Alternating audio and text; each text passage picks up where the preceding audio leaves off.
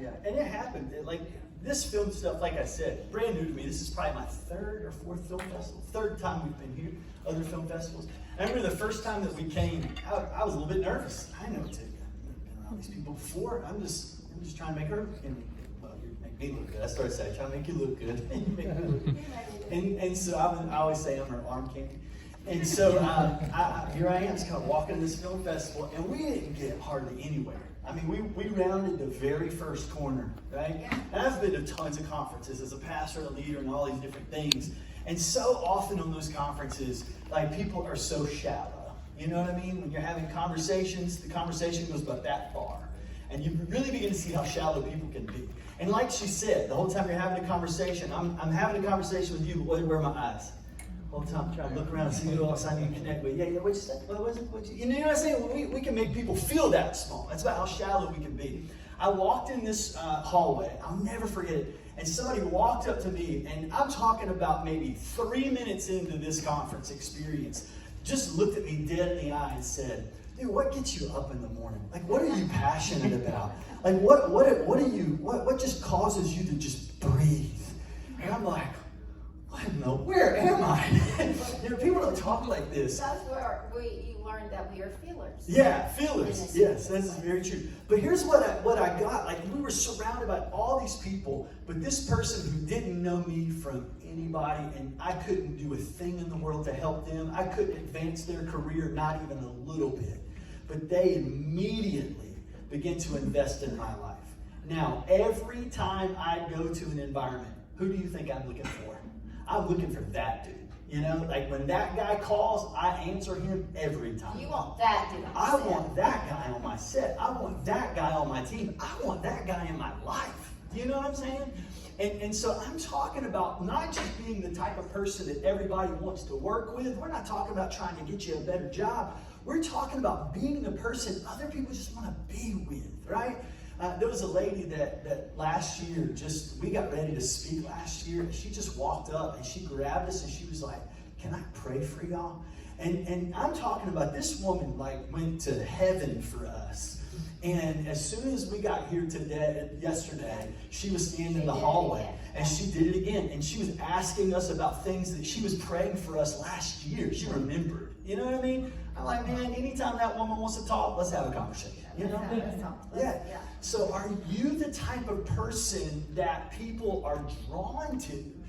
Because all of those things in your life are contagious, so they're going to repel people away. And so that's really what we're talking about. Can I give some scripture references? So Matthew 20, I'm not going to read through all of these scriptures. I'll just give you the context.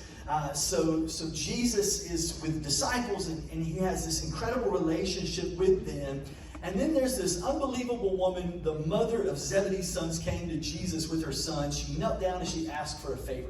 And this is somebody that had a personal relationship with Jesus. This wasn't a stranger. And so Jesus, he listened to what she had to say. And so basically, she says, when you come into your kingdom, would you reserve a place on your right and one on your left for my two sons? And basically what she was saying, I know you got a lot of disciples, but would you favor my sons above everybody else? And Jesus says, you don't even know what you're asking. He says, can you drink from the cup that I'm going to drink? And we can, they answered. And Jesus said to them, you will indeed drink from my cup, but to sit at my right or left, it's not for me to grant. These are places that belong to those for whom my Father prepares. And then I love what he says. Then the other 10, right? I love it. It says they were indignant. They were really upset that these brothers were asking for this. But then look what Jesus says in verse 25. He calls them all together, right? Now we got to have a little conversation. We got some little tension happening in the disciples. And Jesus says, you know that the rulers of the Gentiles, here's what they do with their leadership. They lord it over other people, and their high officials exercise authority over them. And that's really what we see in our culture, right? That's cultural leadership. It's like, I'm at the top of this thing, I'm at the top of my game. I'm going to lord that over everybody. I should be treated differently because of my status. And when I say that, immediately people come to your mind. There are people in your life that you've seen that happen to, that they kind of get to a certain level of success and they completely change and can lord that over people. But look at what Jesus says. He says, but not so with you. Not so with you. And then he gives us this beautiful advice. He says, whoever wants to be great among you, you got to be a servant. If you want to be first, you got to be a slave, just as the Son of Man, and here it is, did not come to be served, but he came to serve and give his life as a ransom for many. So if you're taking notes, write down these words, not so with you. This might be the way culture does it. This might be the way the world does it. But as followers of Jesus, we're going to choose to show up in a very, very different way. Yeah. So I think right now, do you want to do, think about the person in your life you would love to work with again. Like, just think about who that would be right now. So you've already worked with them in the past. Yeah, you've already worked with them, and if just immediately you're like, I can work with them tomorrow, that's who I'm going to work with. And now I want you to think about why. Really, why do you want to work with them? Why don't you just turn to your neighbor for just a second. You don't have to tell the person.